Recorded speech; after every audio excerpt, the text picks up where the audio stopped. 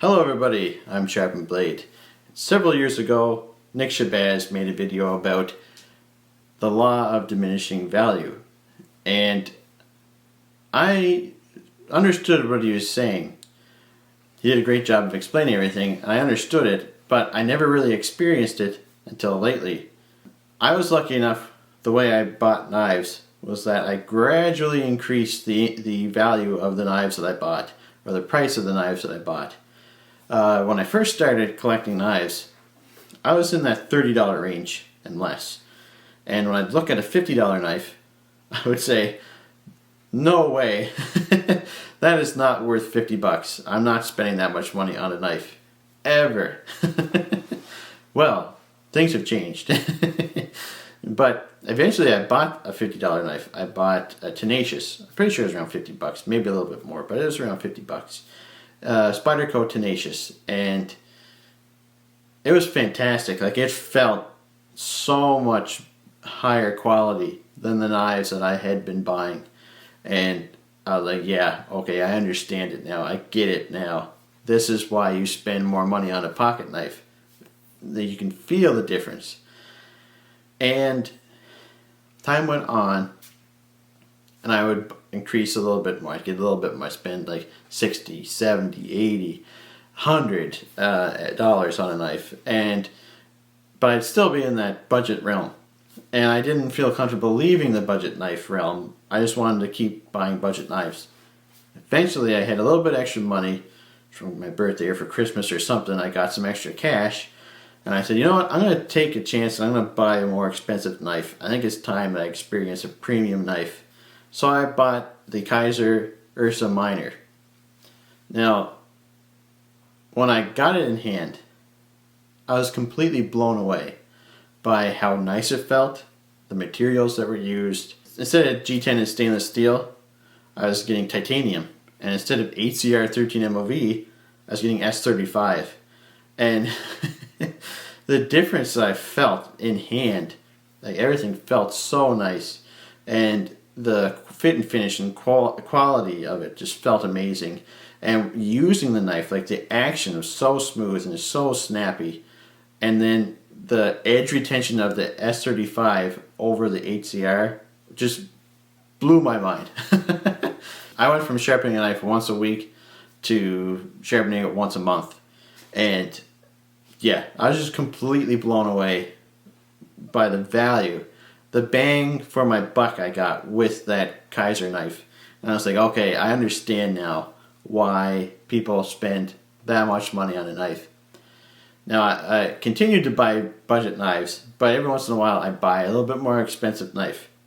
And over the years, I spent a little bit more and a little bit more and a little bit more. And then at the end of 2020, going into the 2021, I can't remember when exactly, but I think I bought it, yeah, it was after Christmas.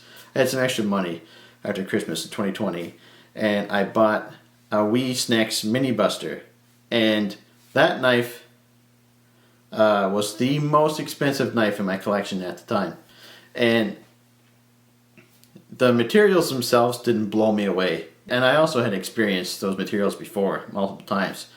It was just basically the design itself and the action, the phenomenal action on the Mini Buster that was like, wow, okay, this is cool.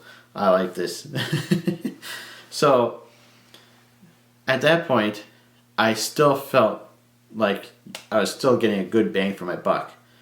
And I liked that price range because you see a lot of new companies coming out, like EMP EDC, for example. Great guy, great company, putting out amazing designs. He's using an OEM. He's not making the knives himself, but his designs are fantastic, and he does a great job on the knives. He makes sure everything's done extremely well. And his knives are around that $300 range.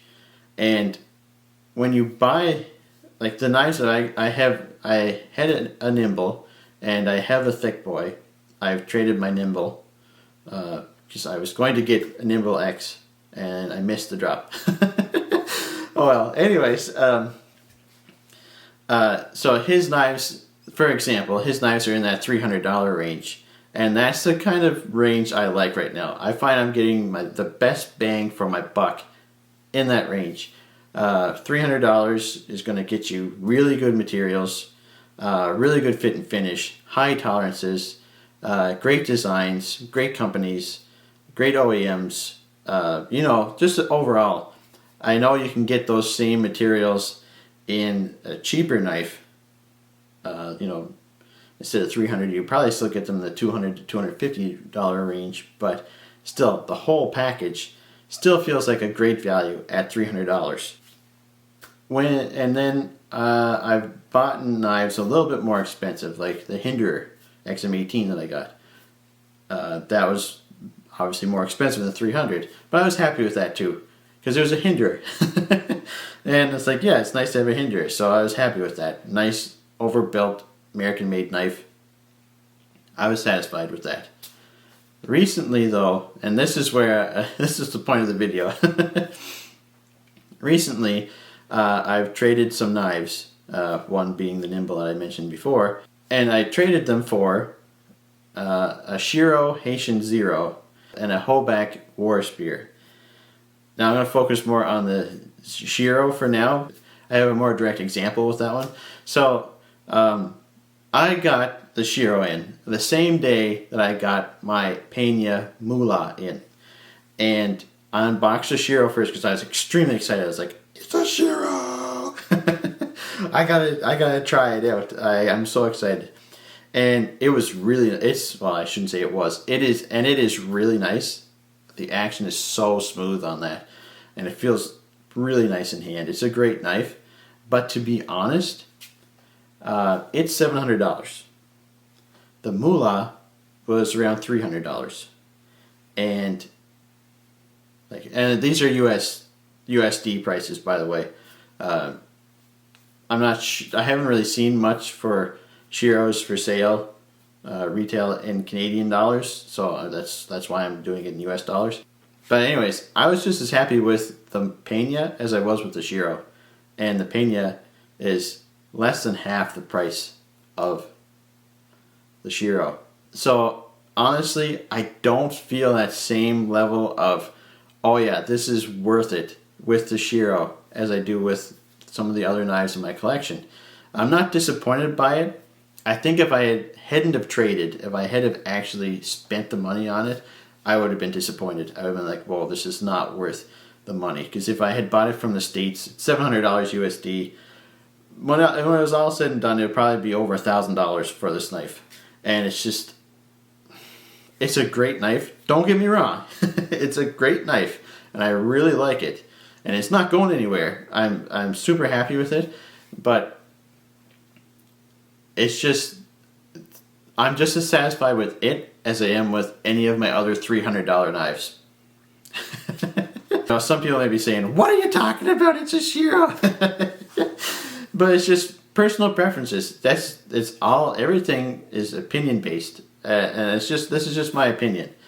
I honestly just feel like I'm fine sticking in that $300 range. I'm totally comfortable spending $300 on a knife. I feel like I'm getting a good bang for my buck with that. I'm happy with the experience I have with the knives in their price range. It's just a nice place. It's just a nice range to play in, if that makes sense. Yeah, I just like that. I don't feel like I'm ever going to be to that point where I'm going to be comfortable spending $1,000 plus on a knife. The argument is there. It's like, well, you could buy 10 $100 knives, or you could save up and buy one $1,000 knife. But it depends what you're used to. If you're used to just buying $100 knives, are you going to be that much more satisfied spending that much on one knife instead of buying a few knives that you're comfortable spending money on? So, I don't know. That's all personal preference. But for me, I don't know. I think I would rather buy a couple $300 knives and not get a $700 knife, to be honest.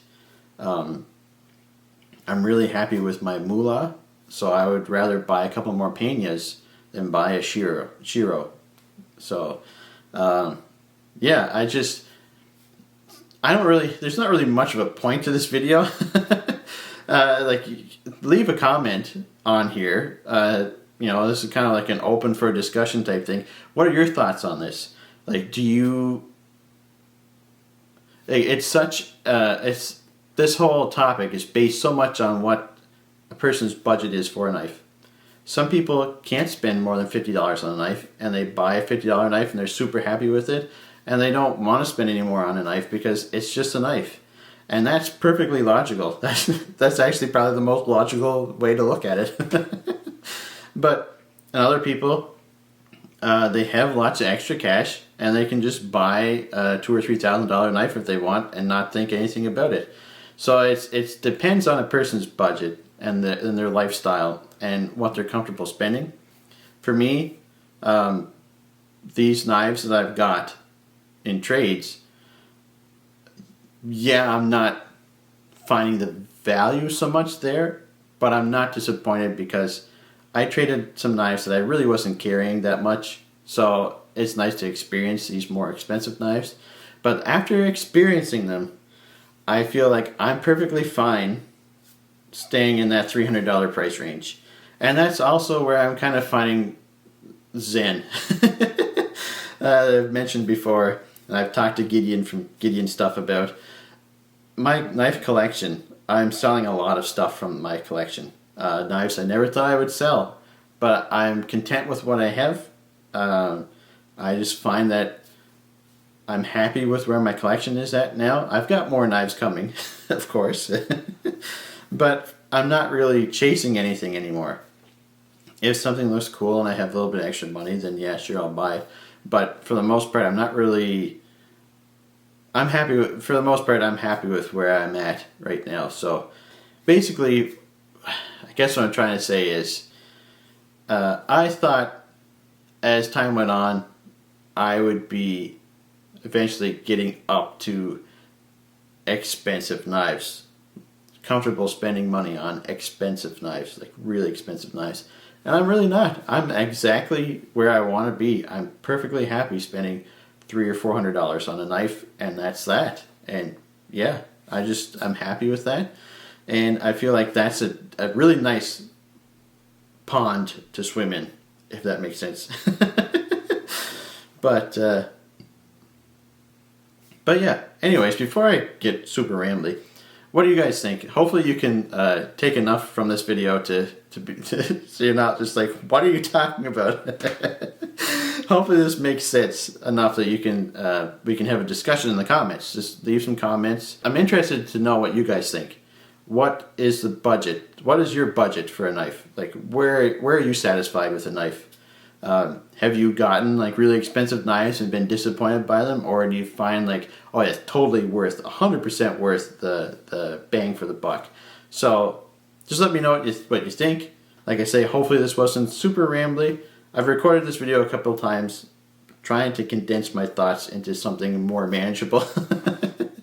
So hopefully this makes sense. But anyways, thank you so much for watching. Take care.